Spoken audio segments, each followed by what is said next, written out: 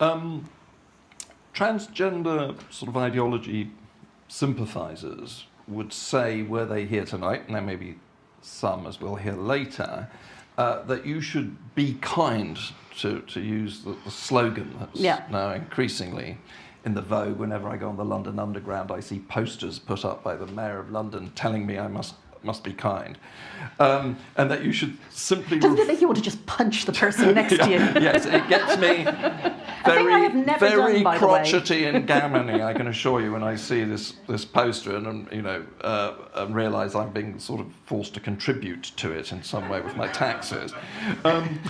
So they would say, well, you should refrain from challenging the self-identity of people experiencing gender dysphoria, and that if people can freely self-identify as gay, why shouldn't they be able to also identify as a man, a woman, or maybe something completely different? How would you respond to that? I think in two ways. One is that it's an incredibly coercive use of the phrase "be kind." I mean, it's something that is demanded, not coincidentally, more of women than of men. And it's also, I mean, I like my pop culture references, so I'll quote The Avengers. In the Avengers film, when Loki is trying to establish a dictatorship over the whole of the earth, he's getting all the humans to bow down, and he says, "I'm bringing world peace." And somebody says to him, "Why is it that when you say peace, I hear the other thing?" So when they say "be kind," I'm not hearing "be kind," I'm hearing "or else." So I'm happy to be kind. I'm actually a very kind person, but I expect other people to be kind to me too. And I don't think it's kind to do things like put rapists in women's jails. I don't think it's kind to sterilise gender non-conforming children.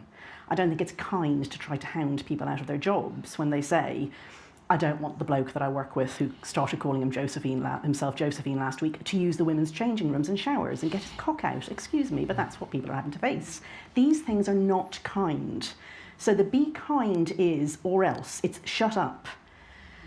And the second thing, if I can remember what the second thing was, because I've got myself really cross now. You're moving away from kindness, I fear.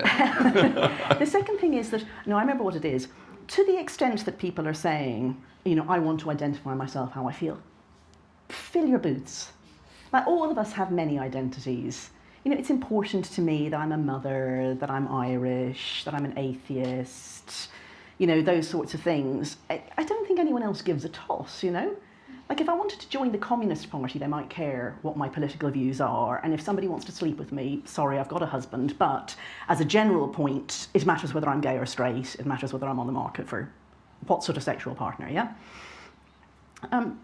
It's when I now have to act in response to that person's identity. That's the problem. That's why I said it's not gender self-identification. It's the insistence that other people identify you as what you say you are. So I say I'm an atheist. I have friends of all religions and none. And, they can say to me, "Oh, you say you don't have a soul. You think there's no life after death. God knows you do have a soul." And I'm like, yeah, fine. I don't think you have a soul. And the pair of us just get on with it. But if a man says to me, "I'm a woman," like, all right, fine. But what do you want me to do about that? If you don't want me to do anything, that's fine. You can wear what you like, you can wear makeup, you can do what you like to your hair. If you think that means you can come into the women's changing rooms, you are now imposing on me. And I'm not okay with that. If you are saying, I have to say, when I look at you, I see a woman, I don't see a woman. I've got my right to my perceptions and my conscience. So if you want to say I'm a woman and I'm allowed to say, "Fill your boots," I don't think so, we're good. If you think you can constrain my speech and take away my rights and my things that I need to move in the world as a woman, namely single-sex spaces, single-sex sports, and so on, then no, it's not okay, and you're the one who's being unkind, not me. So part of in a way, the sort of strategic brilliance of this strange movement is that it's been able, it seems to me, to hide its fundamentally illiberal or authoritarian objectives, but using this kind of sickly, mawkish, sort of Orwellian doublespeak. So they go on about hate. You've been accused of being a hateful person, haven't you? I mean, you were banned from speaking at Cambridge University when you recently... I made it, but they had a protest and they banged on the doors. And so you're accused of engaging in hate speech, and yet often the people who are advancing this sort of ideology are extremely hateful people, not very kind people themselves. I mean, you know, they go and physically attack people who are trying to organise, you know, feminist meetings or what have you. We've seen all the stuff that's been happening recently. It's really clever. Quite extraordinary. Yeah, I mean, I think it is related to what you said earlier about, you know, if you control speech, you control reality. You know, the postmodern turn really takes that to the extreme. So if people are going to insist on looking at men who say they're women, and I'm using one way around, obviously it goes both ways, but I'm staring at a man, so I'm pretending that Mark is being my object here. You know, if Mark says he's a woman, and I say, yeah, whatever you like, you can say what you like inside your head, I still see a man. I'm screwing it all up, so I have to be silenced.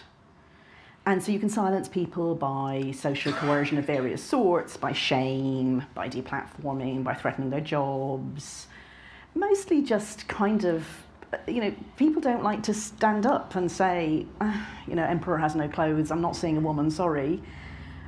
But in the end, there has to be the threat. You know, there has to be something that, you know, maybe most people don't experience it, but it has to be there as a last resort, the same way that states, you know, say that they need to be able to put people in jail as a last resort to coerce behaviour, or indeed go to war and kill people, you know.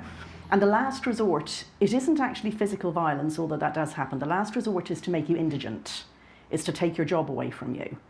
And we know that from previous episodes of extreme illiberalism going into dictatorship. The early threat is always that you will lose your job. That's what happens as dictatorships start to rise, that if you say anything, you know, like that's why kids joined the Hitler Youth, is their parents were afraid of losing their jobs. It's what happened, you know, in the Soviet Union. People went along because they didn't want to not get work. And obviously they're very extreme examples, but I mean, I lived in Brazil and there was a much softer dictatorship in Brazil before I was there, a long time before I was there. And it's social coercion, it's an economic coercion, that if you do not say the words, you will be out on the street and your family will have no food.